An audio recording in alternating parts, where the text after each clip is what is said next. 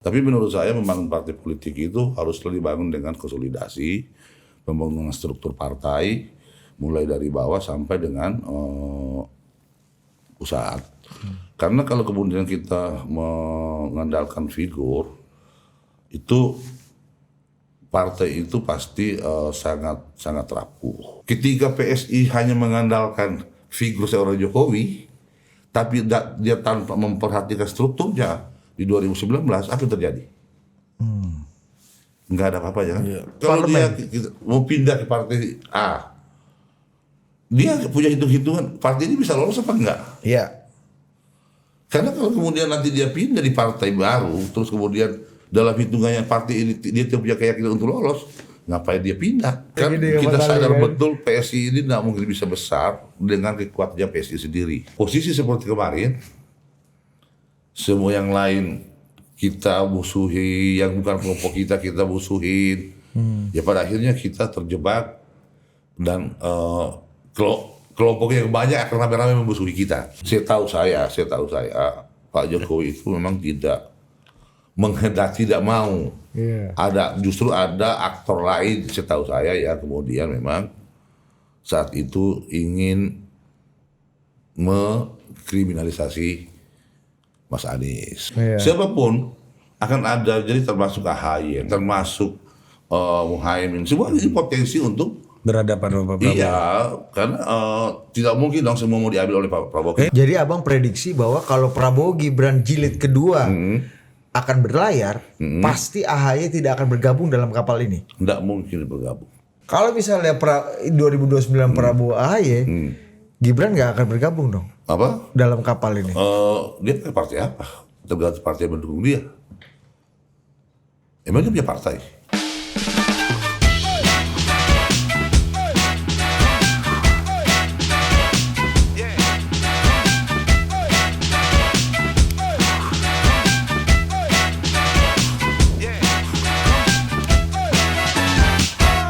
Oke, kembali lagi di Total Politik dan kita kedatangan tamu kita yang sudah pernah datang ke sini. Dan kayaknya dia makin serius ber-PSI ini, Bos. Pakai jaket sekarang, Bos. Bener Bang, abang serius banget ber-PSI. Saya hanya mau bilang, saya ini ketua harian. Iya, kalau ketua harian nggak berbaju PSI, gimana pasukan berbaju PSI? PSI, begitu kan? Iya. Sekarang kalau kita malu, ketua harian malu pakai baju PSI, gimana pasukannya? Penting ini. Gitu. Bang, sebelum kita masuk ke isu konstelasi politik permainan, Bang. Permainan nih kan. Pertanyaan pertama saya, Bang. Kan banyak Mas Anies kemarin deklarasi partai politik. GR. Ya GR, Gibran Raka Buming. Gerakan Rakyat. Ya. Gerakan rakyat kok Ini kadang-kadang lah, bikin lapangan jadi becek lagi nih loh Bang. Ya. Terus. Ya maksudnya gini Bang, Abang kan pernah merangkak lah di partai politik ya. Ini pertanyaannya buat pelajaran buat banyak orang ketika melihat partai politik dan bergabung ke partai politik gitu.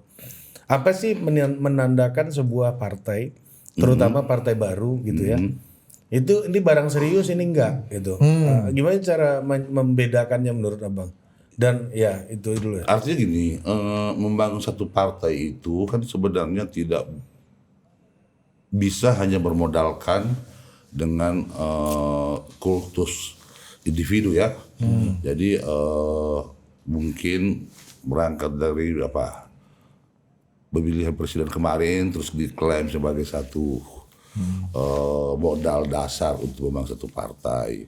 Itu sah-sah saja. Tapi menurut saya membangun partai politik itu harus dibangun dengan konsolidasi, pembangunan struktur partai, mulai dari bawah sampai dengan pusat.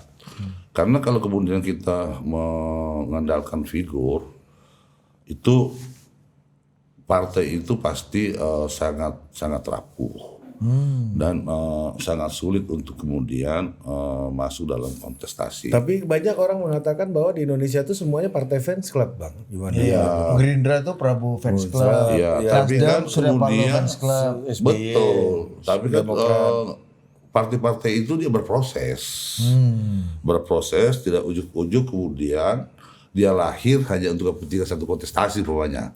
Tapi memang dia dipersiapkan mulai membentuk struktur, kemudian ikut pemilu dan lain-lain, tidak semata-mata diniatkan untuk menjadi ketika dia lahir untuk menjadi presiden gitu. Bukan itu. Tapi kan Gerindra itu kan dia lahir sejak pertama membentuk struktur terbentuk sampai di tingkat kecamatan dan seterusnya, begitu partai-partai lain. Katakanlah PDIP itu orang bilang mau fans club tapi salah satu partai yang paling mapan secara organisasi, ya kita harus akui struktur partainya sangat mapan, sangat kuat, sistem kepartaian sangat kuat. Jadi kalau partai itu dibangun tanpa sistem yang kuat, nggak akan mungkin bisa bertahan. Oh jadi boleh saja pakai nama besar, tapi infrastruktur dan konsolidasi internalnya harus kuat. Harus kuat. Karena kalau cuma nama besar tapi di sininya lemah, nggak akan bisa.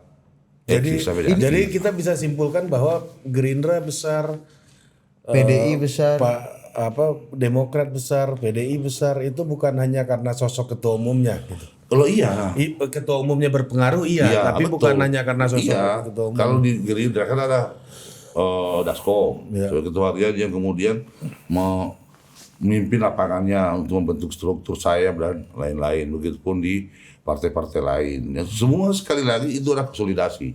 Tidak akan mungkin bisa kalau itu instan. Nah, apalagi hanya kemudian mengandalkan euforia yang belum tentu nyata. Itu bisa jadi itu hanya fata morgana kan. Nah, gue mau masuk ke kasus PSI bang. PSI ini ada dua hal yang gue catat ya. Yang pertama, untuk nama besar dia udah utilizing Jokowi habis-habisan. Ada Jokowi, betul. Ada Jokowisme, 2 kali pemilu nih bang. Pemilu terakhir ada Jokowisme. Yang kedua, bicara ruang publik. Di digital PSI paten. Dalam debat-debat segala macam PSI selalu ada dalam algoritma. Betul. Tapi elektoralnya kenapa jeblok bang? Itu contoh nyata dari pertanyaannya hari tadi kan. Sekuat apa siapa lagi bisa menandingi figur Jokowi di peta politik nasional? Ketika PSI hanya mengandalkan figur seorang Jokowi, tapi dia tanpa memperhatikan strukturnya di 2019, apa yang terjadi? Nggak ada apa-apa ya kan? Nah, pelajaran itu kemudian hari ini yang kami ambil untuk membangun struktur dari bawah terus menerus. Karena kalau bicara ketokohan, saya pikir apapun orang katakan belum ada yang bisa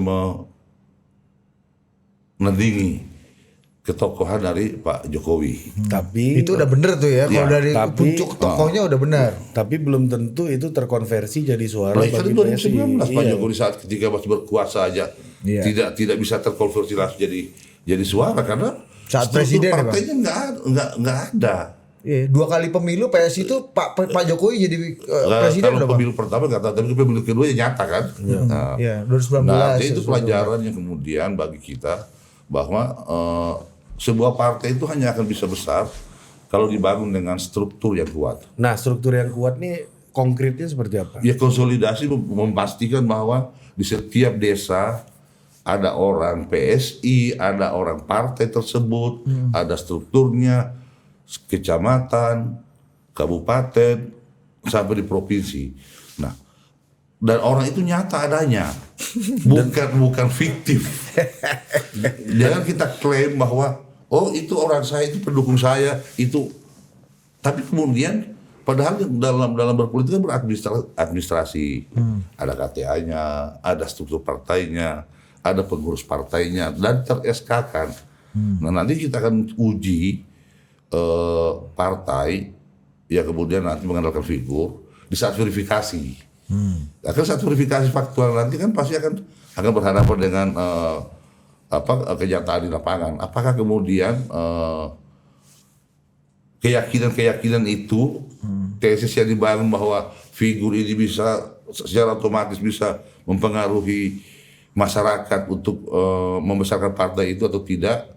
Ya nanti kita akan lihat di verifikasi di 2027. Nah, artinya kan bukan hanya butuh orang, tapi juga orang yang ada di setiap level pengurusan ini pengaruhnya sebesar apa, kan juga itu pertanyaan. Ya benar. Jadi ketokohan di tiap-tiap level itu penting.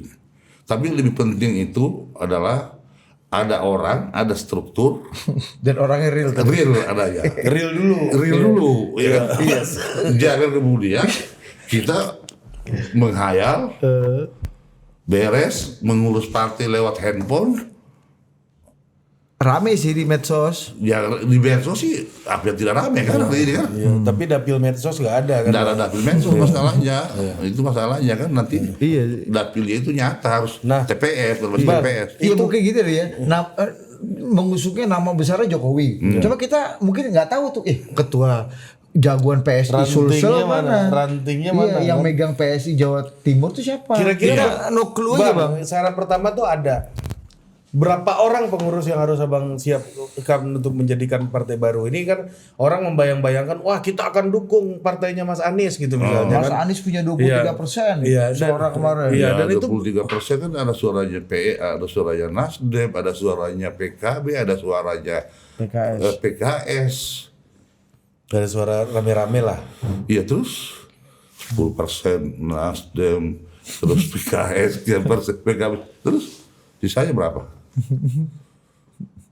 Iya, oke. Ya kan artinya gitu kan. Nah, memang dalam membangun struktur partai ini karena kita melakukan verifikasi itu berjenjang, maka tentunya butuh strategi.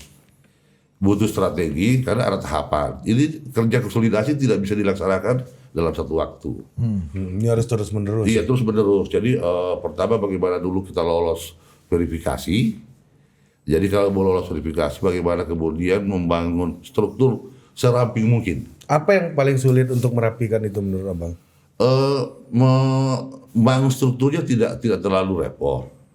Yang penting kita punya energi yang cukup, mobile ke setiap kabupaten, kecamatan, memastikan struktur itu ada. Makanya saya dengan teman-teman di DPP PKS, PPSI itu Abang jangan salah nih bang ya kan? Iya. Sama putih warnanya. Iya. Iya, habis bahas PKS dari dukung Mas Anies kan? Masalah lagi nanti. Itu kita jalan terus menerus, memastikan bahwa Rakorwil kemarin dari Bali. Setelah Rakorwil itu masuk ke Rakorda. Rakorda itu memastikan bahwa pengurusan DPRT itu sudah terbentuk. Nah itu dilantik, diverifikasi pengurusnya, KTA-nya, nomor NIK-nya, sehingga nanti verifikasi faktual di KPU itu jatah. Oke. Itu berapa ribu orang itu bang ya yang udah Kan aturannya 1/10 ya untuk keanggotaan. Jadi setelah struktur terbentuk kalau di undang-undang lama mudah-mudahan tidak ada perubahan. Itu 100% provinsi, ya. terus kemudian 100% 75% kabupaten, 50 kecamatan. Nah, tapi kita ingin memastikan bahwa DPRT pun kita membangun sampai 100%. Nah, setelah itu tahap kedua itu verifikasi keanggotaan. Verifikasi keanggotaan itu 1/10 kalau saya tidak salah, anggota nanti diverifikasi secara faktual. Betul nggak bahwa si fulan betul-betul menjadi anggota partai tersebut dengan kesadarannya. Jadi KTA-nya KTP-nya tidak diambil di dealer atau di koperasi, terus kemudian dibuatkan KTA. Calo KTP ini nggak laku di sini. Dan verifikasi faktual. Nah, makanya setiap partai harusnya memiliki database keanggotaan sehingga nanti KPU tidak disulitkan. Nah, ketika verifikasi faktual, orang-orang itu nanti akan diambil secara random oleh KPU memastikan bahwa betul ini anggota. Nah untuk setiap level tuh bang pertanyaannya apa plus minusnya ngambil orang baru sama akuisisi orang yang sudah jadi anggota DPR gitu kan banyak isu menjurus pertanyaan. Iya kan isu belakangan ini soal PSI. Ya artinya memang kalau kan ini tahapan verifikasi untuk menjadi peserta pemilu. Kita belum bicara tentang pemenangan pemilu. Oke. Karena tahapannya berjenjang nih. Di 2027 ini verifikasi faktual dulu untuk dinyatakan sebagai peserta pemilu. Jadi partai peserta pemilu. Terus habis itu masuk tahapan pencalekan. Identifikasi tokoh untuk jadi caleg. Ya memang kalau merekrut tokoh apalagi anggota DPR yang sudah pernah duduk menjadi anggota DPR, apalagi yang sudah sementara duduk, dia punya basis. Dia sudah punya basis massa, sehingga dia secara elektoral dia pasti lebih mudah untuk dipilih ketimbang kemudian waktu yang sangat pendek ini kita membangun mengkader itu ya rasa-rasanya agak sulit. Jadi memang kalau di transfer pemain ini bukan hanya di bola kaki sebenarnya. Iya. Modal agak banyak loh Bang untuk bursa transfer, pembukaan bursa transfer kali ini. Rasa-rasanya kan ada hitung-hitungannya kan. Karena seseorang itu mau pindah bapaknya. Nah itu daya tariknya apa Bang? Orang abang kan dia harus berhitung. Ini 2 kali partai yang 2 kali pemilu nggak lolos parlemen. Dia mau pindah ke partai A, dia punya hitung-hitungan partai ini bisa lolos apa enggak? Iya. Karena kalau kemudian nanti dia pindah di partai baru, terus kemudian dalam hitungannya partai ini dia tidak punya keyakinan untuk lolos, ngapain dia pindah? Nah itu saya bilang tadi bahwa optimisme itu tidak cukup, tapi itu harus realistis. Karena tokoh itu tidak secara otomatis diikuti oleh basis massa yang kemudian memuja-muji selama ini Pak ya. Karena pemilu kita yang liberal selama yang sudah berjalan sekian lama ini itu tidak bisa kita tutup mata.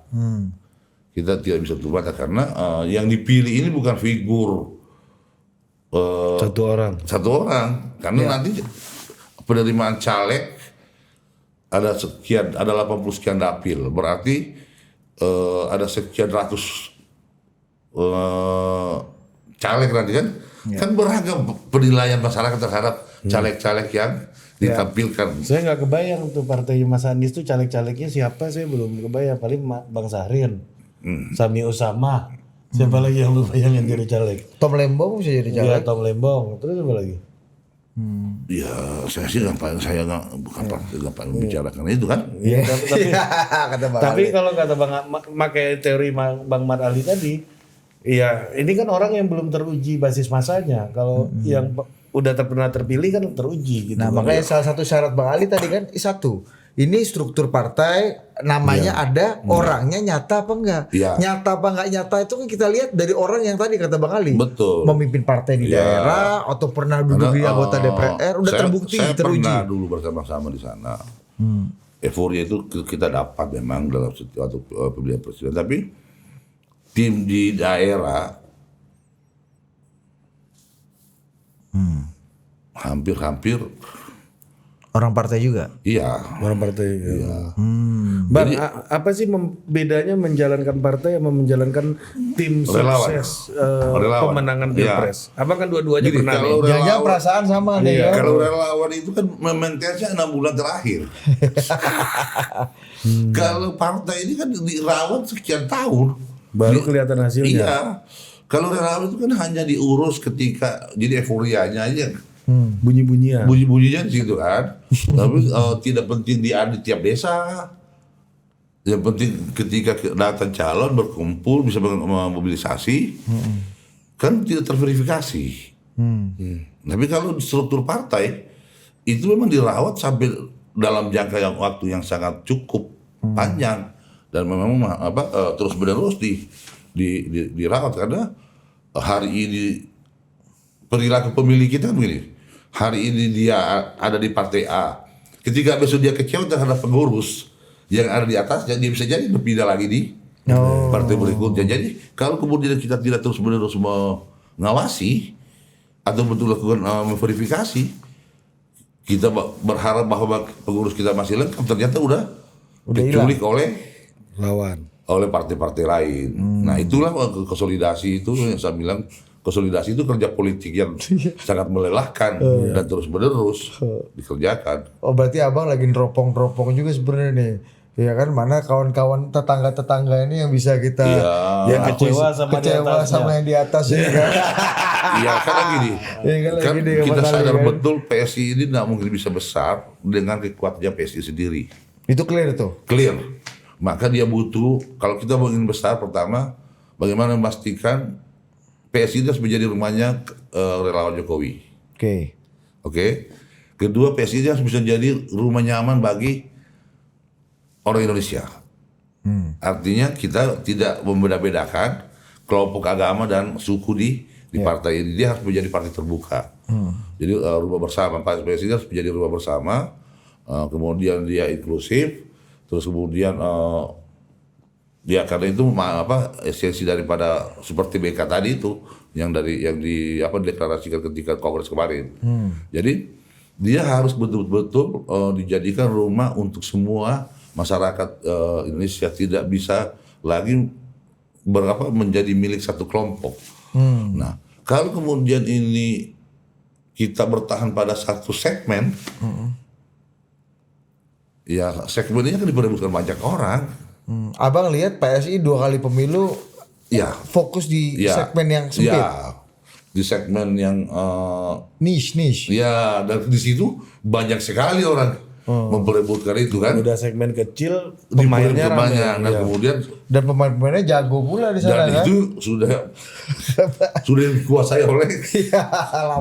Kemudian kita coba melebarkan ini, menjadikan PSI sebagai partai terbuka untuk semua. Makanya nanti tema Rakernas kita adalah PSI rumah bersama, terbuka, dan kemudian kerja nyata untuk Indonesia. Jadi nggak boleh alergi juga orang-orang PSI terhadap orang-orang yang selama ini dianggap jadi musuh politiknya dia kan secara ideologis. Politik itu nggak ada musuh. Iya kan. Dianggap. Ya. Berseberangan secara ideologis kan. Itu kita nggak bisa alergi seperti itu kan. Belajar dari pengalaman harusnya kalau kita mau ingin berhasil kita harus berani untuk melakukan otokritik terhadap kesalahan-kesalahan yang pernah kita lakukan. Nah, makanya di Rakernas nanti itu kita mencoba untuk menebalkan telinga kita. Jadi semua pemateri itu adalah orang-orang dari luar, para peneliti dari luar, untuk memang kita minta untuk memberikan otokritik terhadap PSI, memberikan masukan terhadap PSI, sehingga kemudian mudah-mudahan hasil Rakernas ini menjadikan hasil Rakernas ini menjadi titik tumbuh PSI untuk mengatur strategi pemenangannya di 2029. Artinya lapangannya harus dibuka secara lebar. Nah, karena kalau kemudian kita bertahan dengan posisi seperti kemarin, semua yang lain kita musuhi, yang bukan kelompok kita musuhin, ya pada akhirnya kita terjebak dan kelompok yang banyak akan rame-rame memusuhi kita. Kita sedikit memusuhi yang banyak, ini kan gak rasional kan. Di sisi lain kita butuh orang banyak untuk memilih kita. Meskipun terlihat heroik ya Bang ya. Iya kan kita. Tapi kan nggak heroik kalau kemudian kita tidak lolos. Idealisme kan perjuangan itu hanya akan bisa kita teruskan. Cita-cita pendiri partai ini hanya akan kita bisa perjuangkan kalau partai ini kita bisa loloskan di parlemen. Saya sepakat bahwa PSI dia harus berada di tengah, jangan menjadi partai yang identitas. Dia harus menjadi bilik untuk semuanya, rumah untuk semuanya. Saya sepakat sekali. Oh, jadi ada pergeseran mindset dan ideologis ini dong Bang ya di partai ini ya. Iya kan. Mindsetnya geser banget ini ya. Ya kita geser ke tengah memang. Dia harus menjadi, karena PSI ini harus menjadi partainya orang Indonesia, rumahnya orang Indonesia. Kalau tidak, kita masih bagus lagi ketiga kali. Jadi selama ini kalau ada dia anggap partai yang ekstrim kanan yang berbasis agama, ada PSI ada di ekstrim yang lainnya gitu Bang. Kan gini, ketika Abang mau geser ke tengah ke kiri sekali, kiri ini sedikit sekali, dan sudah ada yang menguasai di situ. Terus ngapain kita belum tentu yang kita larang adalah katakanlah kelompok yang selama ini kita anggap kelompok kanan lah kayak ekstrim. Ketika you masuk di PSI, pikiran-pikirannya atau kecurigaan-kecurigaan itu kita pastikan bahwa pikirannya itu bukan menjadi ideologi PSI. bahwa ketika you masuk PSI, maka ideologi PSI lah yang menjadi perjuangan kita. Jadi dia tidak bisa membawa ideologinya sendiri. Jadi ketika masuk PSI, dia tidak bisa, dia dianggap kelompok kanan lah, kelompok kiri lah. Ini pertemuan antara kiri dan kanan di PSI ini. Kita buat bagaimana kemudian antara kiri sekali dan kanan sekali bertemu di PSI. Ekstrim kiri, ekstrim kanan bertemu di ekstrim tengah. Ekstrim tengah, ya, gitu. Dan itu realitanya kan. Kalau kita kotak-kotakan, pada akhirnya tanpa kita sadari, ya kita sendiri sesungguhnya rasis. Iya. Gimana maksudnya, Bang? Kita menuduh ada kelompok yang rasis. Main Sara. Tapi tanpa kita sadari, kita sudah melakukan hal yang rasis kan? Kita ngeblok diri kita sendiri. Apa bedanya? Nggak akan ada orang yang berdialog dengan Anda ketika Anda mengata-ngatai dirinya gitu kan? Iya. Misalnya Budi ngata-ngatain saya makin nggak mau ngobrol sama Budi. Iya. Bagaimana kita bisa membangun dialog? Bagaimana kita membangun keindonesiaan? Bagaimana cita-cita PSI yang dideklarasikan berdiri partai itu untuk itu pendukung Anies banyak gitu tuh, Bang. Apa? Pendukung Anies itu. Dibilang-bilang lah orang pendukung lain bodoh kan, cuma dia yang pinter kan. Ya makin nggak mau orang ngobrol sama mereka. Betul. Pak Anies kan memang pintar. Iya, Pak Anies kan pintar, pendukungnya juga pintar semua. Seperti tapi kata orang lain Abang bodoh kan. Seperti kata Abang kan, Abang mau ngajak Pak Anies nggak ke PSI? Wah, masa Pak Anies yang sebesar itu udah tokoh dunia ini kan? Itu kan bentuk penghargaan kita, apresiasi kita terhadap intelektual dia, ketokohan dia. Kaget juga gitu. Capek juga kita beliau ngajarin kita nanti. Nah, iya, mendingan dia mengajar di Harvard sana kan ilmunya lebih berguna kan. Nanti murid-muridnya dari situ nanti pulang ke Indonesia mengajari kita kan. Iya. Daripada dia sendiri yang mengajarin. Capek dia. Jadi murid-muridnya Mas Anies lah yang paling berhak mengajari PSI, bukan Mas Anies. Bukan Mas Anies terlalu besar. Itu terlalu besar. Makanya kan dia juga di partai apa tuh? GR. Ya kan dia bukan anggota luar biasa. Kayak di pemuda Pancasila ini Bang. Oh ya, saya ngerti kenapa gitu logikanya, Bang. Kenapa? Karena PSI ini jadi dukung Pak Jokowi gara-gara dulu Mas Anies yang mengajarkan Jokowi ini. Iya, muncul lagi Bang video-video lama 2014 Mas Anies kampanye Jokowi itu memang sedap betul Bang kampanyenya. Kata orang-orang ini Bang, ini termul generasi pertama. Iya. Saya sempat nonton itu. Iya, banyak itu waktu pertemuan pertama di Solo. Iya. Cerita pertemuan pertama ini kata Mas Anies lihat video itu. Ada pertemuan pertamanya lewat ada nikahan. Terus dia disuruh jemput wali kota pertama Pak Jokowi, periode pertamanya, dan dia kaget. Mana nih wali kotanya? Mana wali kota? Dan dia katakan dia memang betul-betul berhak untuk mewakili rakyat kan? Sur kita ngeliat jadi pilih Jokowi deh. Memang baik gitu. Iya. Nah bagi saya pernyataan itu penting. Karena kalau saya sudah bilang orang itu baik, itu kan baik itu nilai, bukan kepentingan. Kalau hari ini saya bilang Budi baik, selamanya pasti akan baik.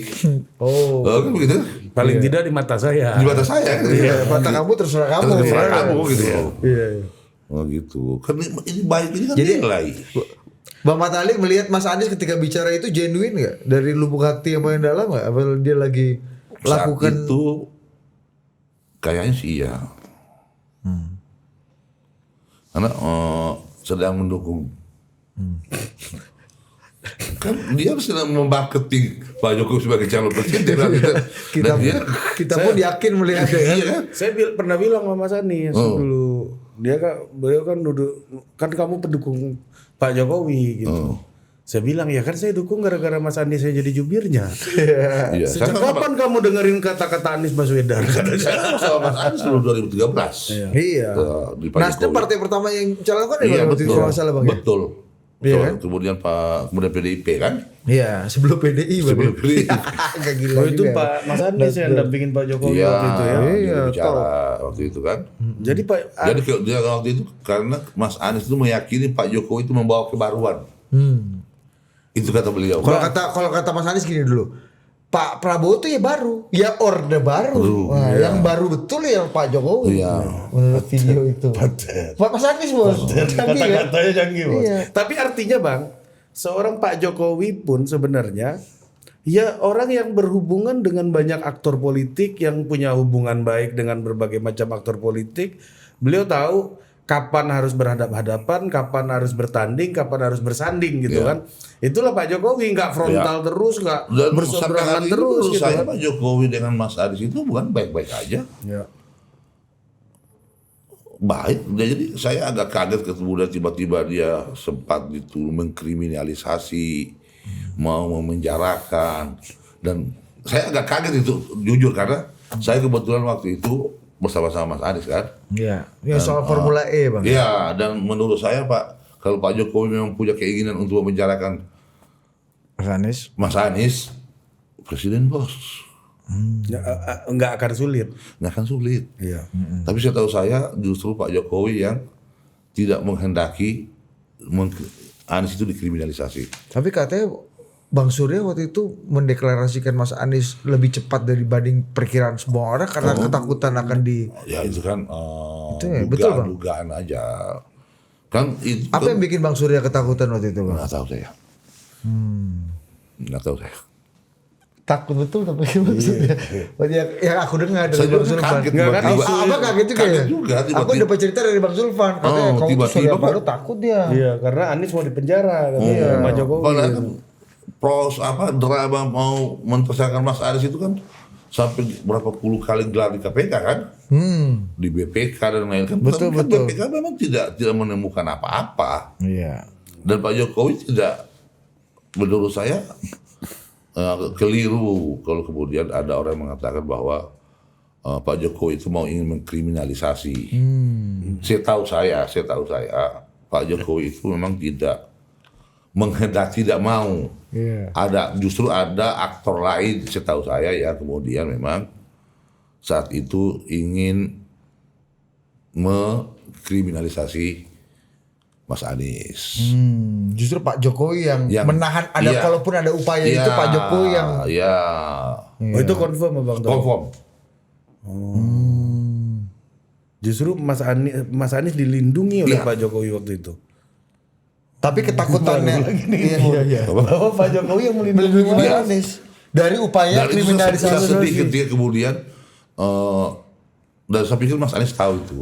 Iya. Dan berarti ada aktor lain yang menginginkan Ada. Mas Anies masuk dong. Ada. Dan itu bukan Pak Jokowi. Bukan. Tapi di lingkaran kekuasaan.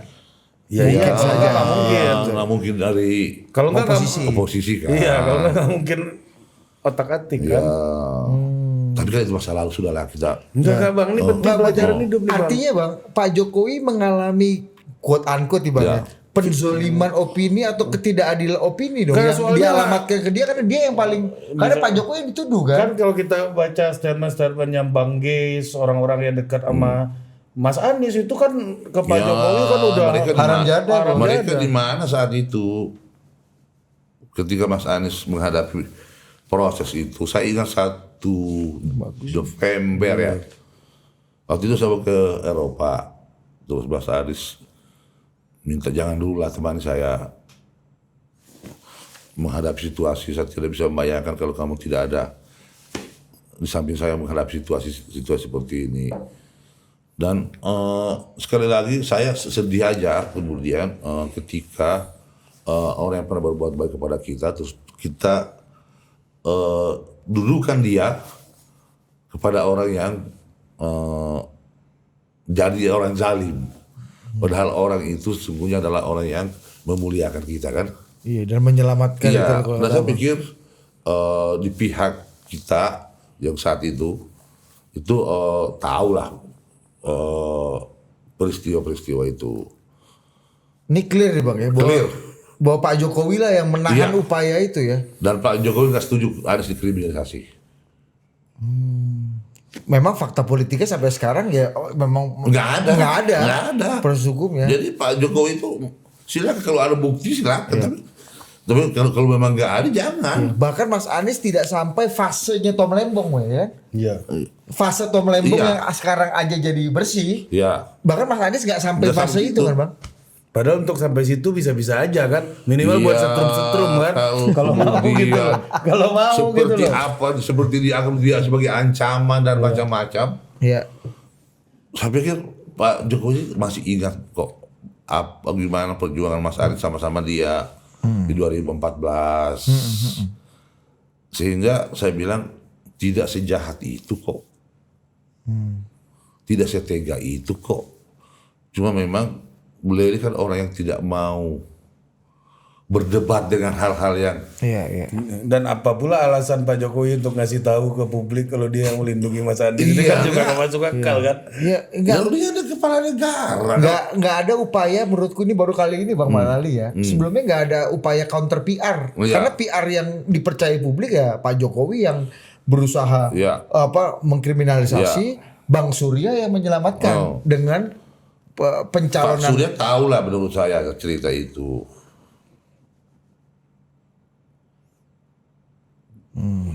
Dan memang sebenarnya sih Pak Jokowi tidak menyelamatkan dalam tanda kutip ya. Iya. Ya memang Pak Jokowi hanya mau ini proses ini berjalan fair aja. Iya. Jadi tidak benar lah kalau kemudian dia mau, sekali lagi tidak benar kalau Pak Jokowi itu mau melakukan kriminalisasi. Tidak ada kepentingannya Pak Jokowi di situ kok. Nah sekali lagi Bang, sub kekuasaan yang ada di situ Menginginkan ada yang menginginkan Mas Anies ditangkap. Ada. Dan Pak Jokowi ingin fair dong. Ya. jangan-jangan sub kekuasaan yang ada di situ yang waktu itu menginginkan Mas Anies dikriminalisasi itu juga sekarang udah pisah jalan juga sama Pak Jokowi, jangan-jangan. Iya, Siapa itu. lagi? Jangan-jangan. Ya siapa lagi? Iya. Nggak tahu gua. Enggak. Gak usah sebut merek lah.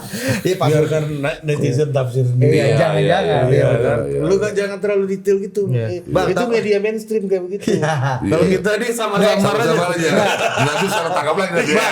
Kalau tadi cara Rifana, Bang. Kalau tadi cara Rifana. Rifana Pratiwi gitu. Apakah benar, Bang? Oh itu aku udah tahu dari 3 bulan yang lalu. Intimidatif. Rifana kan. Nanti somasi pula kan. Iya, betul. Sahabat kita Bang Rifana Pratiwi itu. Kangen juga kita sama Iya, Rifana. saya udah lama banget dia masih lupa kayak dia belum terakhir. Iya, Karena udah taruhan. jadi bos, udah jadi bos kawan. Iya, Bang. kalah taruhan masalahnya. Ini bukan persoalan bos, ini persoalan kalah taruhan. Gimana Budi itu hubungannya sama Rifana sangat emosional Bang. Jadi waktu Rifana diangkat Wapemret, Budi bilang ke staf, lu kasih bunga untuk Rifana, selamatin dia. Menjadi Wapemret di media besar, TV berita Terbaik. Terpertama. pionir di Indonesia gitu. Itu prestasi yang tinggi. Beli bunga paling mahal di toko itu, lu kasih untuk Rifana. Budi Bang. Menurut saya Rifana pantas lah mendapatkan itu. Iya kan? Iya, bangga juga kita punya kawan sebagai seperjuangan kawan, kan. Iya, Bang. teman. Ya, walaupun udah jarang ngepost di medsos ya sekarang. Dia, Bang. udah gak galak kayak dulu Bang. Dulu kan galak. Kalau di medsos bisu-bisu kan bangsa ini gua kata gitu Bang. Emang sekarang udah Nggak ada, Udah. pilates aja sekarang Bang. Gini-gini Bang sekarang kan. Udah hidup sehat, jalan-jalan ke luar negeri sama Iya, keluarga. iya. Udah happy. Nah, dia keliling kan kita kerja sama keras dia di waktunya dinikmati. Itulah, Ya. itulah kehebatan dari Rifana. Tapi udah nggak misu-misu lagi Bang. Dulu kan dikirim, gue harus gimana ya sebagai jurnalis ini? Dalam 15 tahun pengalaman gue sebagai jurnalis katanya kan dulu. Belum pernah situasi bangsa ini. Dulu Bang. Sekarang udah lebih wise dia. Rifana itu bos, ya menurut beberapa info yang gue dengar nih, ya kan, ini valid nih. Jadi dia tanya info ke Bang Marali waktu mau pilpres kemarin, dikasih tahu sama Bang Marali, dibantah pula sama kawan. Padahal Bang Marali yang ada di situ. Gak kayak gitu ceritanya Bang. Orang dia yang di situ. Ini siapa menggalang? Itu salah Bang. Gak begitu ceritanya. Tapi itu dia. Bener gak Bang? Bener gak Bang? Iya. Kalau itu cerita itu bener Makanya gak? kalau taruhan kalah terus sama saya. Bang, kalau normal-normal aja apa nikmatnya dan apa istimewanya Rifana? Rifana, iya. Disitulah istimewaan.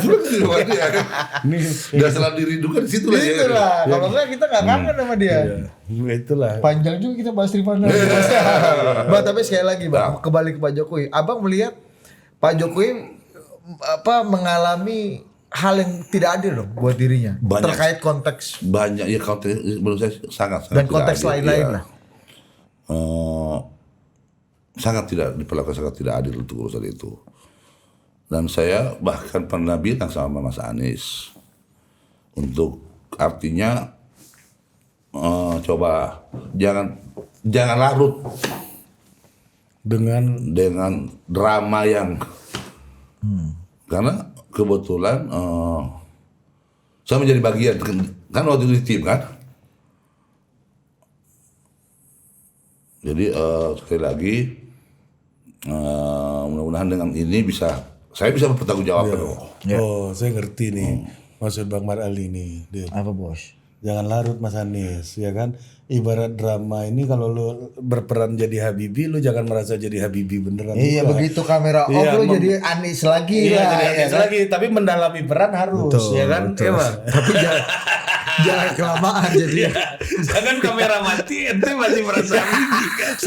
Iya kan? Makan sama istri jadi kayak Rudy Habibie ya. Ya gitu juga Bang. Iya kan, Bang? Iya kan? Tapi kan apa ya? Ya kita berharap sih ke depan Anies paling tidak bisa menjadi penjaga moral lah. Apalagi Naik lagi, apalagi tokoh dunia menjaga moral. Bukan. ini Bang, ini kita beliau mau juga ngomongin standarnya nilai itu. Bang, ini kayak kita mau ngomongin Anies dapat hadiah Nobel. Dia atas dulu saya. Hah? Nobel perdamaian, Bang ya. Nobel perdamaian. Iya. Cuma kan memang tergantung Ahok juga. Tergantung Abang. Nanti udah dapet di veto mah. Dan Rocky Gerung. Loh ya. Berarti Pak Jokowi menurut Abang ada masalah personal nggak? Ketika gini loh, kan tadi kita udah sepakat Pak Jokowi sebenarnya tidak dalam posisi mengkriminalisasi Mas Anies, bahkan dia justru yang masang badan. mencegah orang-orang yang mengkriminalisasi Mas Anies melakukan itu. Satu, yang kedua, sampai detik ini kan Pak Jokowi mengalami ketidakadilan persepsi di publik lah soal ini, dan Pak Jokowi nggak pernah membalas. Baru kali ini nih menurut aku ada klarifikasi yang clear. Menurut Abang Pak Jokowi punya taking personal nggak? Ada masalah nggak ada, setelah dalam posisi ini Pak Jokowi masih dendam nggak Mas Anies? Nggak pernah ada dendamnya. Kalau dia dendam kan dia nggak mungkin menghalangi tanda kutip orang yang mau melakukan kriminalisasi kepada dia kan. Harusnya dibiarin aja gitu. Iya kan gitu. Dia paling diam aja kan. Kan diam pun juga bukan tidak bertindak kan sebenarnya. Iya kan. Dia tidak menyuruh juga kok. Gitu.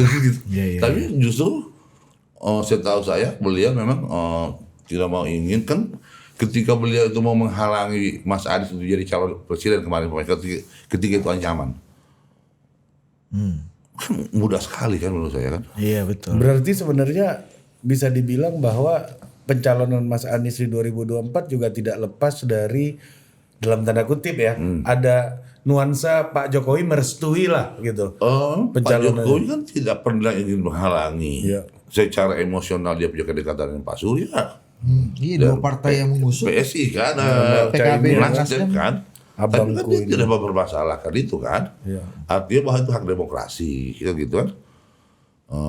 Karena Pak Jokowi melihat bahwa kepentingan Nasdem pasti untuk efek elektoralnya partai gitu. Dan agak susah juga kita membayangkan waktu itu Mas Anies ini didukung oleh Bang Ahmad Ali, Bos. Karena kita tahu Bang Ahmad Ali sangat dekat dengan Mas Surya. Apa? Pak Listio. Kapolri. Iya kan berkawan. Loh kan saya itu berkawan dengan Pak Listio itu karena saya anggota Komisi 3 DPR RI. Iya dari Komisi 3. Mitra. Kedekatan secara personal enggak juga sih. Maksud saya gini Bang, kalau Pak Jokowi nggak merestui pasti hubungan Abang jadi jelek sama Pak LSP gitu. Iya artinya sekali lagi bahwa ya memang Pak Jokowi nggak punya kepentingan untuk mengganggu Mas Anies. Ya memang ada sih yang terganggu kalau pemainnya Mas Anies maju kan gitu. Buktinya tapi gini Bang. Bener nggak anggapan di sebagian kelompok pendukung Mas Anies misalnya ya bahwa Mas Anies 23% itu karena Pak Jokowi yang menghalangi. Intinya Mas Anies kalah Pilpres itu gara-gara Jokowi.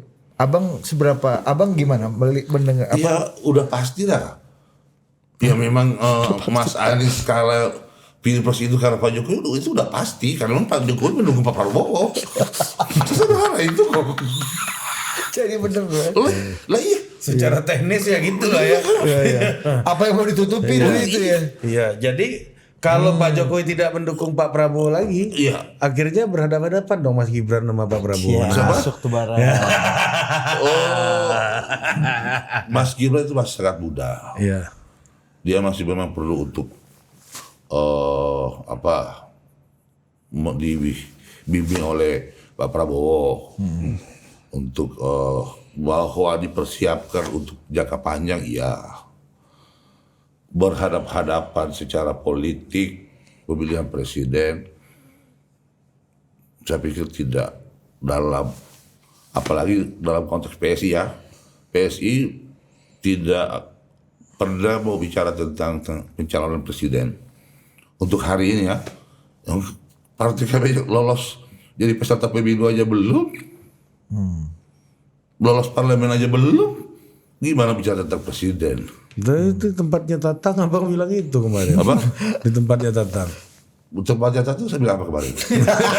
Berpotensi, itu memang itu salah satu. Jadi siapapun akan ada, jadi termasuk AHY, termasuk Muhaimin, semua ini potensi untuk berhadapan sama Pak Prabowo. Iya, karena tidak mungkin dong semua mau diambil oleh Pak Prabowo. Ini statement general aja sebenarnya. Iya, ketika Pak Prabowo mengambil Gibran, yang lain pasti akan potensi lawannya Pak Prabowo. Yang lain belum tentu diam kan, belum tentu dukung juga gitu kan. Mungkin calon tunggal kan. Iya benar. Ini statement umum aja berarti. Biasa aja sebenarnya. Jadi nggak tendensius nih. Tidak. Mas Gibran kalau agak sedikit mengancam dari PSI dan Bang Mat Ali, Gimana atau PSI Bang Mat Ali bisa ini jadi wajahnya Jokowi lah baru misalnya. Ini bukan ancaman dari Pak Jokowi nih. Enggak. Kalau nggak pakai Mas Gibran, gue siap berkompetisi nih. Enggak mungkin lah, mereka itu berteman. Siapa bilang Mas Gibran nggak dipakai oleh Pak Prabowo? Emang ada calon lebih baik daripada dia? Udah pernah, itu udah pernah Bang. Jurus yang itu udah pernah. Silat baru. Enggak, tapi itu kemarin abang ngomong tuh konteksnya apa sih Ya sebenarnya? konteks Ini ngomong bahwa peta politik. gini, semua gini kan, semua orang akan berpotensi menjadi lawan. Nah kan akan dilihat, Pak Prabowo pasti akan begitu juga kok. Siapa nanti kira-kira paling potensial Dan pasangannya. Dan ketika Pak Prabowo memilih satu calon, Pak Prabowo harus siap berhadapan dengan tokoh-tokoh lain yang punya kekuatan juga kan, itu poin abang itu sebenarnya. Iya, harus seperti itu kan. Iya. Jadi kalau ketika dia memilih Gibran sekalipun, ya dia pasti juga akan berhadapan sama AHY dan SBY. mungkin saja. Bisa aja, pasti itu, gak mungkin. Pasti itu.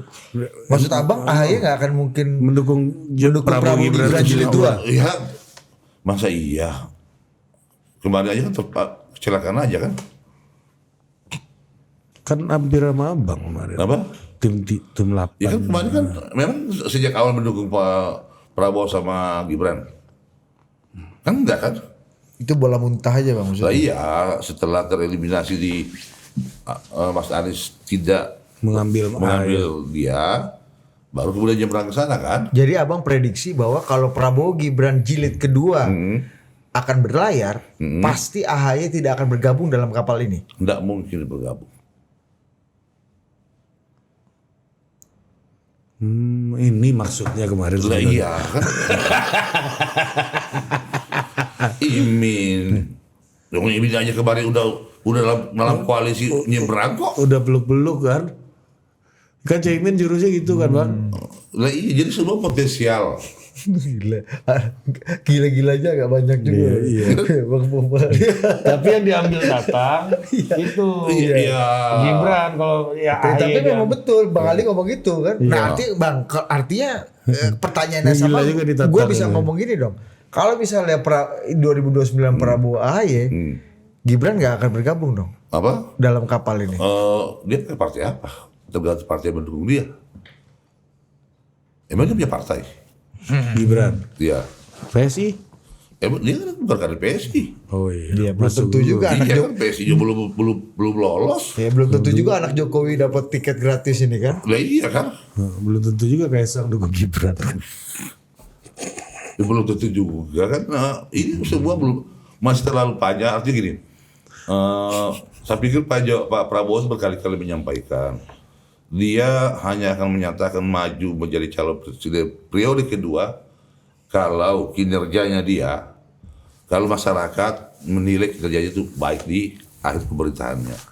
Saya pikir ini satu pernyataan yang sangat sebagai seorang negarawan yang kemudian hari ini tidak mengedepankan kekuasaan, tapi dia lebih mengkontribusikan dirinya untuk bekerja untuk rakyat. Kalau kemudian rakyat yang dilayani merasa tidak puas, kan tegas beliau katakan dia tidak akan maju. Kan gitu? Bang, tapi gini, ini kalau analisis saya begini, menurut Abang gimana? Misalnya nih, Pak Prabowo sama AHY, Ya. peluang Gibran mendukung tuh ada tapi kecil.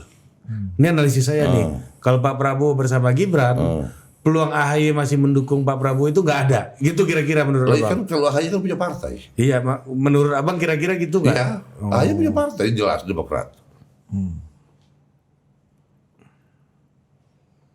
Iya. Terus? Kalau Mas Gibran hari ini bukan anggota partai politik. Dan Abang memprediksi kansnya tinggi sekali Mas AHY tidak akan bergabung dalam perahu Prabowo Gibran jilid kedua ini, karena Ya yang kan, paling mungkin kan dia yang udah kan terjadi hanya- Prabowo Saya Gibran. pikir beberapa kali pernyataannya Mas AHY jelas kok. Ketika kemarin menganulir pernyataannya tentang pemilihan Ya, pilkada. pilkada secara langsung yang awalnya menolak, kemudian ya untuk Pak Prabowo bukan pemerintah kan, harusnya kan pemerintah kan. Ya artinya bahwa koalisi permanen ini kan hanya akan disetujui oleh beliau untuk satu Prabowo AHY. satu periode kan. Oh, satu periode. Ya untuk Prabowo aja, pasangannya belum tentu kan gitu. Nah artinya itu hitung-hitungan politik ya kita bisa pahami lah, dia juga memiliki partai politik, dia punya ambisi, dia punya keinginan dan lain-lain. Ketika dia belum punya pengalaman di pemerintahan aja, kemarin sudah punya keinginan maju berpasangan sama Mas Anies. Kan begitu kan? Itu hal yang biasa lah menurut saya dalam dunia demokrasi kan. Bang, tapi gini Bang, ini saya ngelihat ya bahwa misalnya kayak di Mas Anies kemarin, bahwa seringkali Demokrat tuh malah jadi beban untuk partai-partai itu bersepakat untuk membangun kekuatan besar gitu. Waktu di Mas Anies kemarin misalnya Nasdem nggak ngajuin kadernya, PKS juga nggak ngajuin kadernya. Nasdem Demokrat maunya kawan. Iya, maunya kadernya. Ya itulah. Iya kan? Nah terus 2019 juga tuh. di 2019 juga Kan gitu kan? artinya belajar dari pengalaman-pengalaman itu kemudian kita bisa menyimpulkan kan? Apa? Menyimpulkan bahwa ketika dia bukan kader dia, bukan ketua umumnya, yang diambil dia pasti akan memilih jalannya sendiri. Oke. Kalaupun mendukung pasti karena keterdesakan Lah, ya. dan maksudnya keterdesakan situasi kan. Iya. Udah nggak ada pilihan Iya. lain. 2019 kan gitu. Dan iya 2019 kan juga Sampai Bang Andi Arief bilang Jenderal Kardus iya.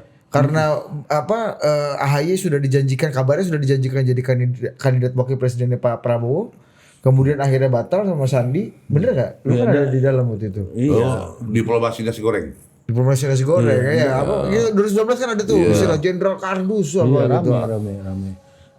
Dan waktu itu juga Demokrat ditolak juga di koalisinya Jokowi kan.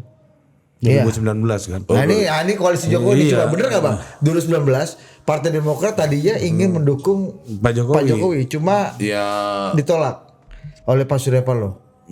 Bukan Pak Surya Paloh, siapapun lah dia siapa itu. pemain artinya sih Iya.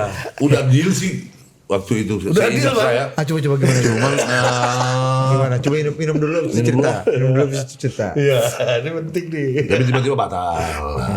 Udah deal Bang waktu itu Bang.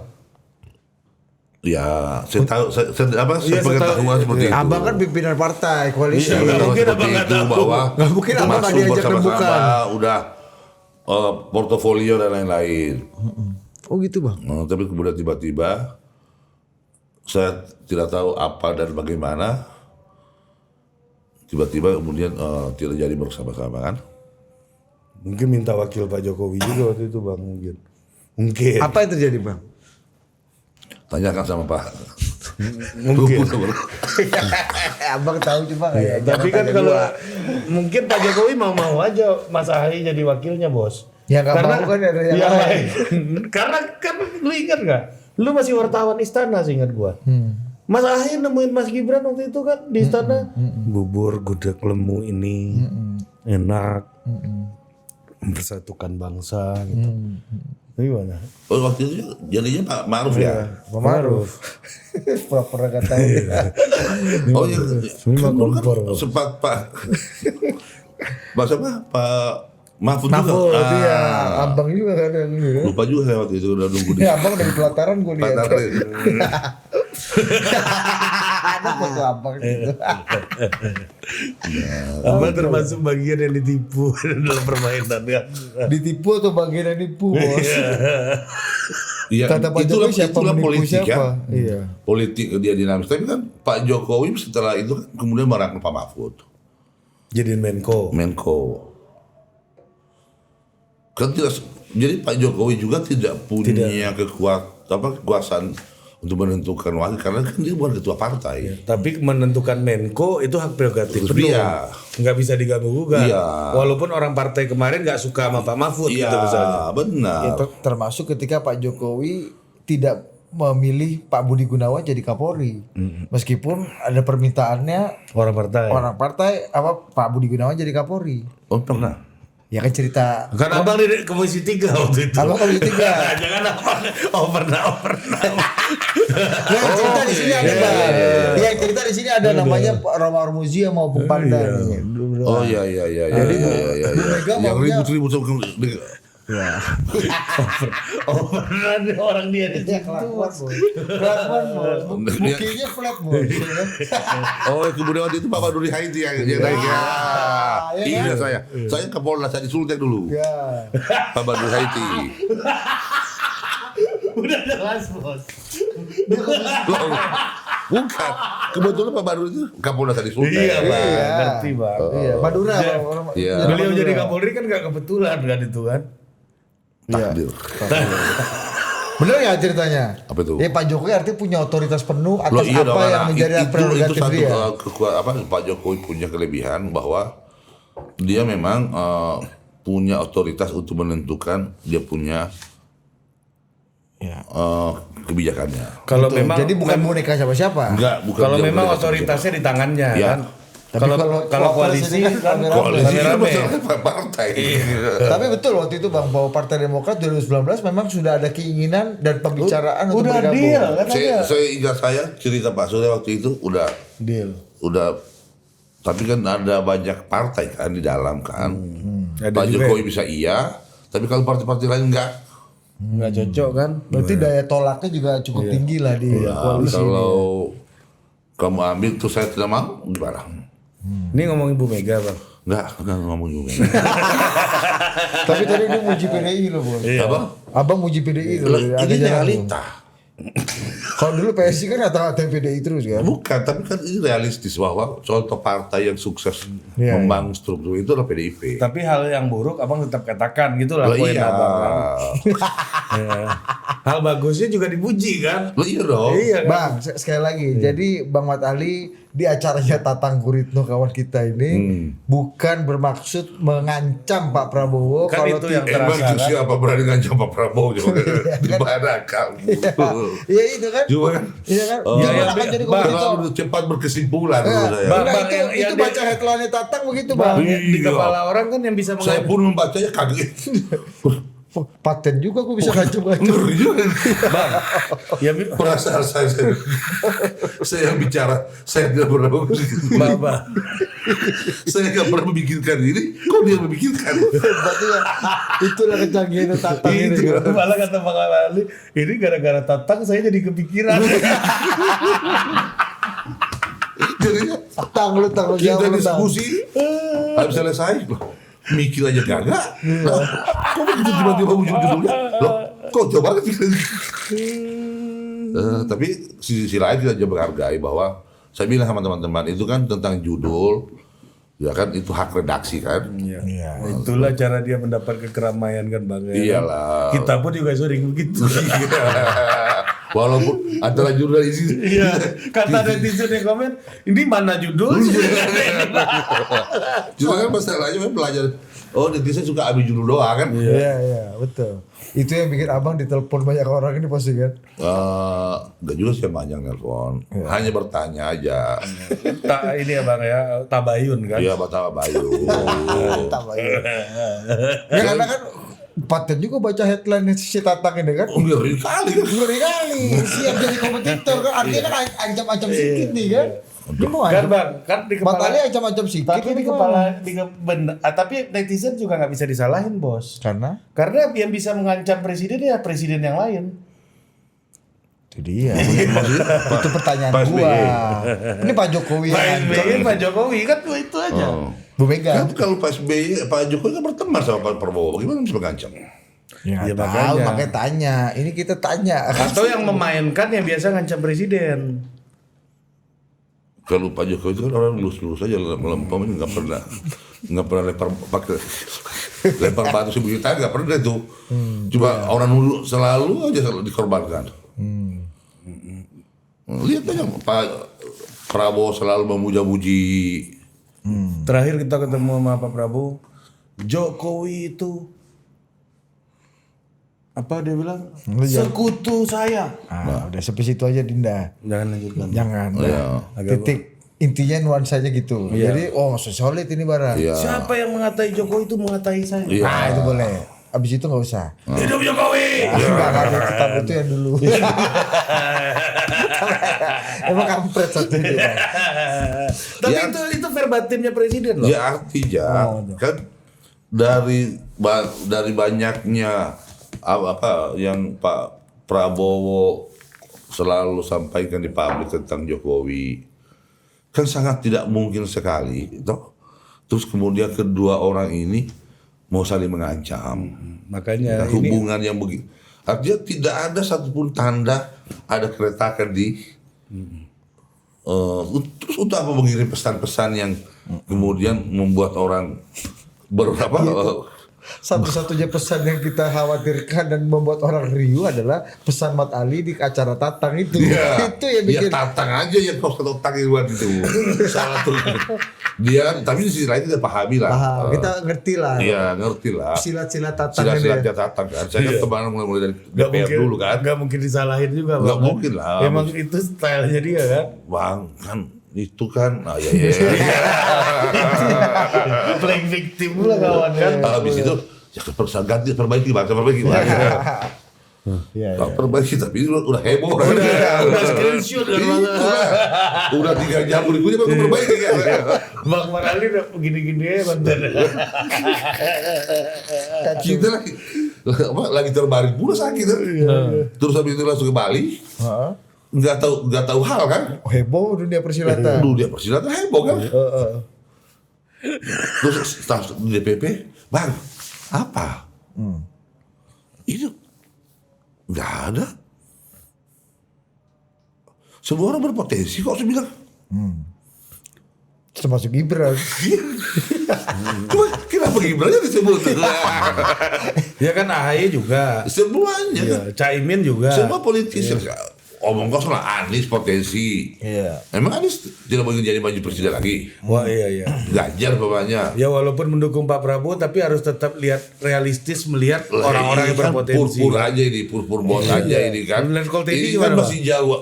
Mau di atas menteri masih apa dan segala macam lah ini kan. Letkol Teddy gimana Bang? Apa? Letkol Teddy potensi juga gak? Potensi kali ini kan sekali lagi prerogatif Pak Presiden.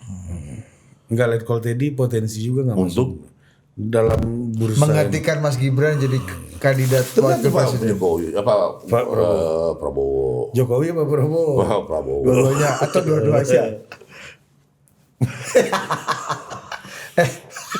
Bang, di sini Aminuddin Ma'ruf sih bang kawan kita, abang kita senior.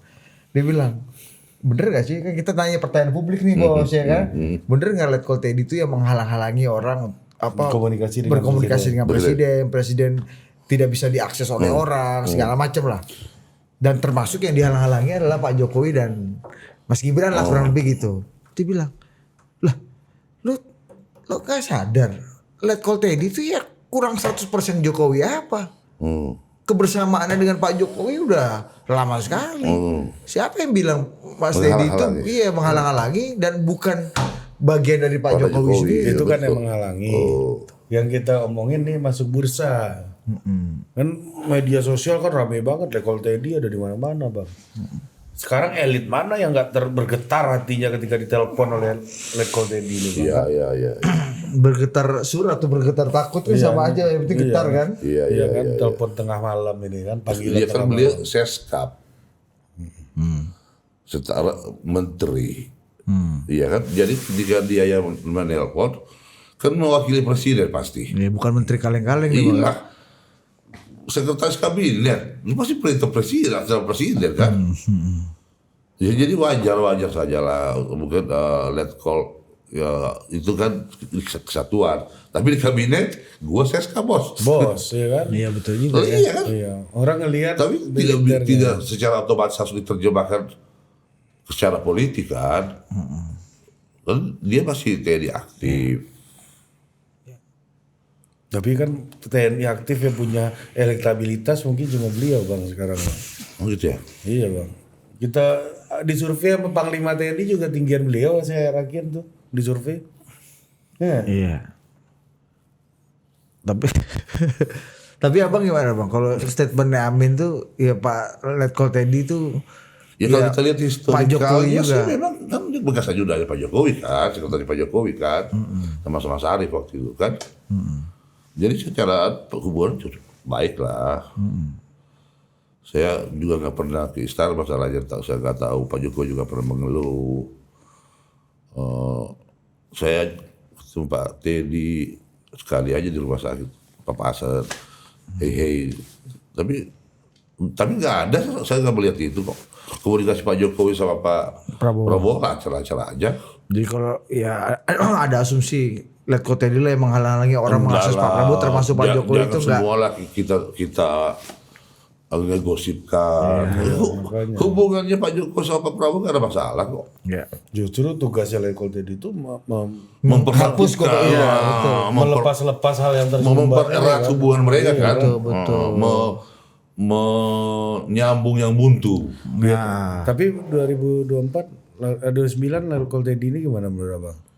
Ya paling sudah bisa jenderal kan. Pilpres maksudnya. Nah, Pilpres. Emang dia masuk politik? abang mau balik nanya ke kita. Kalau dia sekarang sampai hari ini kan kita belum melihat dia ke arah sana kan. Udah. Masa Udah. lo ngeliatnya? Kan masuk survei terus. Ya survei itu kan lembaga survei, bukan TNI-nya dong. Belum tentu Bang Teddy yang mau yang minta tuh di survei namanya. Tapi kalau rakyat yang mau menginginkan, kalau kemudian pas di survei namanya ke jaring, iya. Saya ngomong sama abang kok jadi kayaknya saya yang salah. Harus ada di timpe dalam percakapan ini. Dalam percakapan kita dari awal tadi. enggak, dalam percakapan bertiga ini harus ada di timpe Bang ya. Tuh Nanang ketawa. Kok lama-lama saya merasa saya Rifan. Tadi dipandang gitu. Di mana Habis kita itu tajam tantang. inilah bang. apa? Bang, Nongkrong-nongkrong kita lah. nongkrong yuk. Sini yuk. Kapan? Abang lewat sini aja kan survei Coba nih. ngomong ke Rifana. Nana. Nah, Halo Nana, ya kayak kapan dong? Ini sekarang setelah jadi Wapemret kayak kok susah banget sekarang dihubungi ya. Mendingan kalau jadi Wapemret kemarin ya. Lebih gampang kita ketemu. Kapan dong? Janjian gak pernah jadi-jadi. iya. Mantap. Lebih sibuk dia apa lebih sibuk abang? Abang lebih gampang ngubungin Rifana apa ngubungin Mas Kaisang bang? Kayaknya lebih susah hubungi Rifana kayaknya. Kalau Mas Kaisang ketua umum saya tiap hari saya sama dia. Iya. Rifana lebih susah kan? Rifana Wapemret bos. Ngeri jabatan sini kan. Kita nih kalau mau ketemu. Ada-ada narasumber kita ditolak sama dia. Iya. Kadang-kadang kalau mau kontak Rifana lewat sekretaris pula kan. Sekret ini kan bang ya kan. Udah bersekret sekarang. Abang ini mau mengecilkan Wapemret. media besar, pionir, top. Iya, hebat bang. Kali ya, saya udah berapa bulan sih nggak pernah ketemu sama dia. Sama kita. Abang, ini Abang bang. ada pesan-pesan lagi nggak? Nah, gue mau nanya satu. Ini kan Rakernas nih, artinya akan ada pengumuman-pengumuman yang mengejutkan lah. Ya. Salah satunya salah satunya yang publik masih menanti. Mr. J ini siapa? Ketua Dewan Pembina. Mr. J. Banyak orang yang kemudian menunggu Mr. J itu diidentikan oleh Jokowi. Tapi apakah diumumkan besok atau di Rakernas berikutnya? Dia biarlah tetap menjadi misteri. Tapi bukan itu sih, di Rakernas nanti akan banyak kejutan-kejutan bukan cuma tentang persoalan Mr. J. Mr. J itu tidak mungkin akan terpisah dengan PSI. Dan dia juga akan hadir nanti di forum Rakernas. Udah tahu udah Mr. J siapa kalau dia bilang kan. Jamaluddin Ahmad Ali. Bisa Jeffrey, Bang Jeffrey. Oh iya J juga ya. Iya J juga dong. Betul. Enggak kejutan dong bang. Sebelumnya Bang Jeffrey juga udah di situ. Lah ya artinya kan berarti Ya ketua Dewan Pembina ya lanjut aja lagi gitu. Iya kan berarti kan itu bukan kejutan, berarti bukan kejutan dong. Iya betul. Iya benar. Berarti bukan itu. Atau J, Jenderal Luhut Panjaitan. Nah, dia. Jenderal Berarti juga Prabowo. itu. Iya kan? J kan? J juga itu kan. Jenderal Prabowo.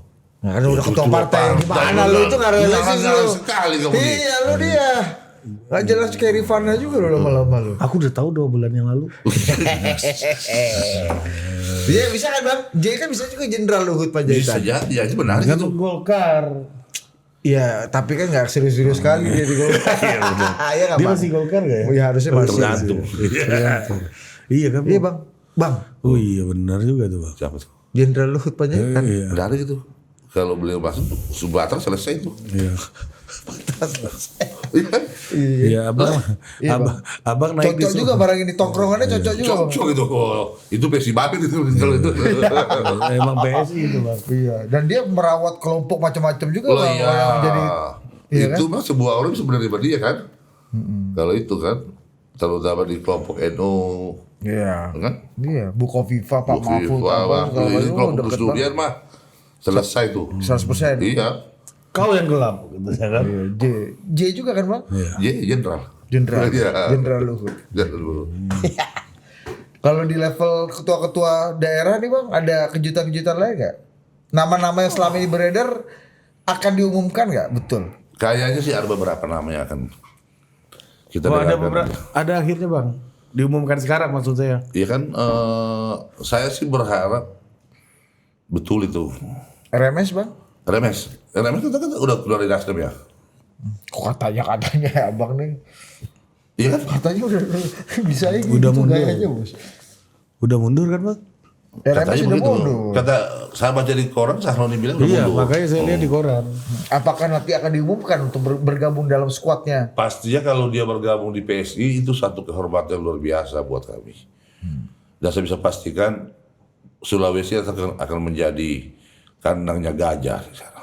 Jawa Tengah juga kadang gajah kata Kalau abang. Sulawesi kan udah kita pernah buktikan dulu. Ya. Ketika saya berpasangan dengan dia, partner sama dia dulu di Nasdem, Rata orang itu. kita mengalahkan partai tua di Sulsel, Sulteng, Sultan ya. Kendari. Kan?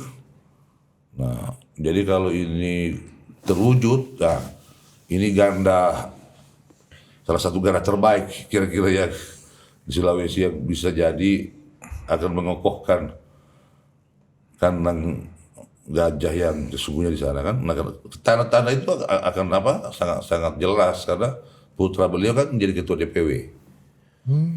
Ketua DPW PSI. PSI. Jabatan untuk RMS apa bang? Kalau sekelas RMS saya pikir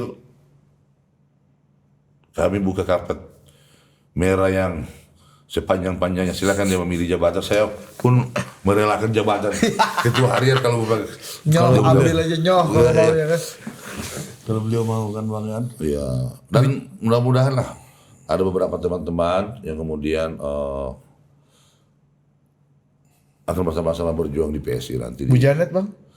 Ibu Janet kan udah keluar dari Nasdem juga, saudara. Iya betul. Di koran juga saya lihat bang. Di koran juga ya. Iya. Kalau abang pasti gak di koran bang. Ya mudah-mudahan dia mempersamai kita dalam perjuangan ini kan. Nah kan memang gini, sekali lagi Nasdem PSI Itu nggak mungkin- kunci-kunci Nasdem semua loh bang yang kebanyakan. Abang ini masih ngajak menarget Nasdem bagaimana sih? Enggak sih. Kan ini persoalan politik, persoalan kenyamanan. Kan teori abang tadi bos. Kalau dia nggak nyaman sama yang di atasnya pindah dia. Ya, kalau kemudian kita berikan ketika amanat kita terima, kita perjuangkan partai ini, pertanyaannya dihargai nggak di partai itu? Kan nah makanya di partai itu harus dibangun sistem. Jadi ada reward, ada punishment kan. Jadi ketika ada baca harus dibahas. Apa yang kurang dari dia kemarin ketika dia memenangkan Sulawesi Selatan, 17 kursi DPR provinsi, hampir semua kabupaten pimpinan DPR, 5 DPR RI kan, tapi partai tidak memberikan apa-apa kan. Nah, budaya kita di Sulawesi kan pasti berbeda dengan kan. Jawa. Ya, masa seperti anak kecil nanti nangis, kasih gula-gula berhenti kan gitu kan. Nah, mungkin salah satu faktor-faktor seperti itu, kenyamanan, penghargaan seperti itu. Nah, karena kenapa sistem itu tidak dibangun. Nah, di PSI ini sedang kita tata supaya tidak kesalahan-kesalahan seperti itu tidak terulang. Dan paling artinya berorientasi pada kenyamanan kader-kader yang udah Iya, iya dong. Nah, apalagi Pak Rusdiel memang seorang petarung. Nah, dia juga ingin pasti mau membuktikan bahwa dia berloloskan, masuknya dia membuka peluang lebih besar PSI lolos di Senayan. Kan sejarah, menorehkan sejarah. Yang terakhir bisa masuk Senayan tuh partai baru Nasdem loh. Nanti PSI. Iya. Iya, terakhir Nasdem ya? Terakhir ya bang? Terakhir. 2014. Siapa itu? Siapa aja sebenarnya di situ dulu? Iya, partai baru. Ya. Masuk parlemen. Dan naik terus. Terakhir Nasdem. Habis itu naik terus. Siapa aja? Wah ketua harian deh bos. 36, Wah, ketum. 59, 69. Hebat juga tuh partai bang. Pak Surya siapa juga yang meragukan kepewaan Pak Surya di politik, bos. Sejak masih muda sudah Iya. terjun di politik. Kok Mas Anies sudah dicalonkan Nasdem gitu nggak pilih Nasdem aja bang ya?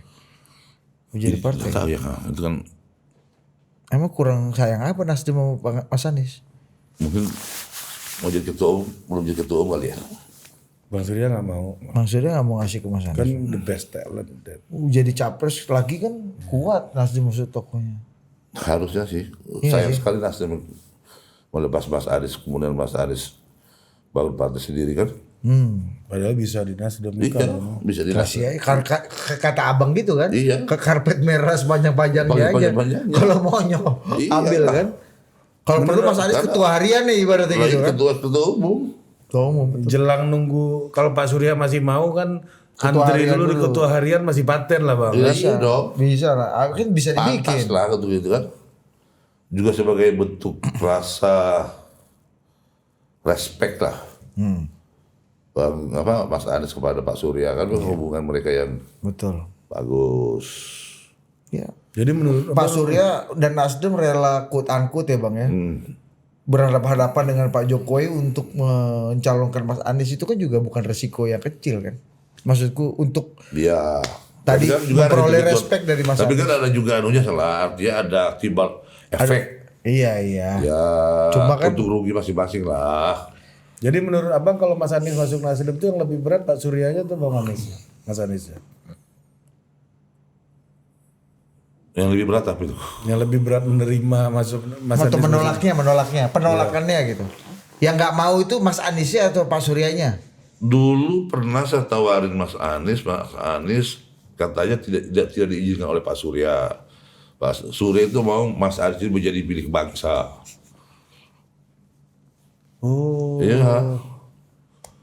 Padahal Mas Anies sudah mau untuk Iya, jadi bergabung waktu itu waktu 2024 itu ya mau tapi kan Pak Surya tidak apa? Ya itulah kenegarawannya Pak Surya pada sisi itu kan. Jadi dia tidak. Jadi mencalonkan kan memang mencari putra terbaik untuk dari partai itu dia dedikasikan untuk bangsa. Untuk bangsa. Jadi Nasdem bukan buat bangsa Bang berarti. Apa? Kalau Mas Anies buat bangsa, Nasdem bukan buat bangsa dong. Kalau bukan, makanya dia cari Anies, milih Anies itu dan Anies tidak di-KTA-kan. Karena agar Mas semua Anies partai bisa menerima Iya. Karena Mas Anies saya persembahkan untuk bangsa. Untuk bangsa. Gitu. Jadi jangan. Jadi Nasdem ini dibangun bukan untuk kepentingannya. Padahal Mas Surya. Anies sudah mau masuk Nasdem waktu itu. Kalau saat itu menjadi prasyarat Mas Anies tidak mau. Betul. Padahal Mas Anies itu. Berarti salah dong saya selama ini menganggap Mas Anies yang nggak mau masuk partai. Apa? Berarti saya merasa bersalah menganggap selama ini Memang Mas Pak Anies Surya tidak mau. Itu peristiwa itu pernah terjadi juga di Jawa Barat waktu Ridwan Kamil. Nah gimana Bang? Kalau Ridwan Kamil waktu menjadi gubernur waktu itu kan kita dukung juga di Jawa Barat kan. Abang Nasdem yang pertama kan dukung waktu itu. Terus Dengan bayar RK-nya mau masuk. Dukungan partai lain. Banyak juga keluar ya kan. Dan kemudian Pak Surya bilang tidak perlu masuk Nasdem. Oh gitu. Iya. Kita persembahkan untuk Jawa Barat. Jawa Barat. Padahal Kang Emil mau abang tawarin. Iya kan kita siapkan PKB sama P3 waktu itu tuh. Diberesin semua lah. Iya kan. Nasdem Ya, lah. tapi Kang Emil udah ditawarkan dan mau. Tapi Pak Surya, ya itulah sekali lagi itulah kenegarawannya Pak Surya. Padahal Kang Emil mau masuk Nasdem. Mau. Oh, jadi Bang Surya ini hebat sekali Bang. Ya iya. Cocok juga jadi Nobel perdamaian. Dia ini bukan sekedar narasi doang. Apa yang dia bilang dalam banyak orasi-orasi politiknya itu memang Nasdem ini untuk Bangsa. bangsa. Tidak mau dikotakkan. Iya, partai kelas saya kalau kemudian partai ini, kalau kemudian saya mendirikan partai ini tidak untuk menambah anak perusahaan macam-macam lah. Iya. Nah terus kalau Jadi abang kayak ibaratnya kita punya tanah sama badan pertanahan mau dikasih sertifikat hak milik, tapi kita bilang enggak jangan. Tanah kita ini saya wakafkan untuk bangsa, Ya, untuk masyarakat, ya.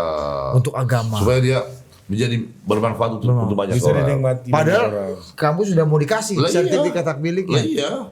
Hebat ya Bang Itu Surya. maksudnya ada sisi lain yang kemudian susah dimiliki oleh Itu toladan tuh Bang ya. ketua umum partai lain menurut saya. Itu ketoladan tuh Iya. Bang ya. Bang Surya kenapa nggak dukung Mualim Bang di Aceh Bang? Saya waktu itu tidak ikut di situ lagi waktu itu. Oh udah nggak di situ. Ya, bukan di situ. Tapi lagi. beliau dekat sama Mualim berarti Bang. Nggak tahu, kan sama orang Aceh harusnya dekat sih. Harusnya dekat ya sama orang Tapi kan Aceh. beliau juga mendukung orang Aceh juga waktu itu kan. Iya. Ini orang Aceh ya Bang Iya. Surya ya. 100%. Orang Aceh. Iya. Apa? Darah saya darah Aceh. Iya. Bang terakhir Bang. Apa? Abang katanya yang bawa Egy Sujana ketemu Pak Jokowi ya? Kok? Gosip apa lagi tuh? Enggak, ini gue Ya beneran. kamu lihat itu siapa? Ini 4 orang. Relawan lah. Apa urusan tuh? Ya gue nggak tahu. Lah, Ada 4 orang ngomong ke gue. Itu kalau Ahmad Ali nggak bisa bos. Egy Sujana ketemu Jokowi Ya bos. ampun. Ahmad Ali jadi korban. Kan ini Ahmad Ali kan punya jaringan dan pertemanan yang kuat di kalangan Islam politik misalnya. Kelompok yang kita anggap kanan lah. Lah, kalau saya Jadi yang tertuduh abang. tidak penting siapa sih yang bawa dia. Tapi ada kesyukuran sebagai juniornya dia, karena dia senior saya. Bang Egy. Ya di HMI. Bahwa di ujung kemudian dia pada akhirnya terbuka hatinya untuk melihat kebenaran itu kan. Itu aja sih bagi saya. Jadi dari segi polemik yang terjadi hari ini dengan segala macam fitnah macam-macam terhadap dia tegas, tidak goyah atas keyakinannya bahwa apa yang dimiliki Pak Jokowi, jasa yang selama ini dituduhkan terhadap Pak Jokowi itu, ketika polisi memperlihatkan kemarin itu cukup buat dia untuk berkeyakinan itu. Menurut bukan abang yang mempertemukan. Mana ada saya? Neng saya ada tahu di mana waktu itu. Ya kan abang gak perlu ada di situ juga. Enggak nih ada yang ngomong nih bang, nih kalau nggak matali bos, gila bos gitu. Enggak tuh ya, itu mungkin kabar decoy aja ya, apa dugaan apa pengelabuhan aja bang ya. Itu praduga saja itu. Iya. Belum dugaan ya, baru praduga. Rifana udah tahu dari Januari tahun lalu bos, Egy Sujana mau ketemu katanya. Rifana kangen juga bos. Nah sini dong. Oke. Ayo Nona. Kapan kita ngopi-ngopi? Ayo kalau Rifana jangan ngopi bang, sayang. Makan lu apa? Makan enak. Iya benar. Oh cara. Iya bakar-bakar. Dia paling suka bakar-bakar bang. Iya dia kan dia situ. Oh iya top. Makanan oligarki kan situ kan. Yang dia kritik selama ini. Tapi kan dia makan suka dia. Oke lah. Memang kalau ada financial freedom memang bebas bos itu. Apa yang berat bos, stop bos. Iya kan bang? Kapan gua jadi kayak Rifana ini? Bisa gak bang kita bang? Jadi kayak Rifana. Ya saya udah lama sekali jadi belum bisa mengukur sekarang. Tapi kayak saya dengar sih udah sedikit lagi udah jadi. Jadi apa? Dibingung. Udahlah. Oke. Sampai jumpa.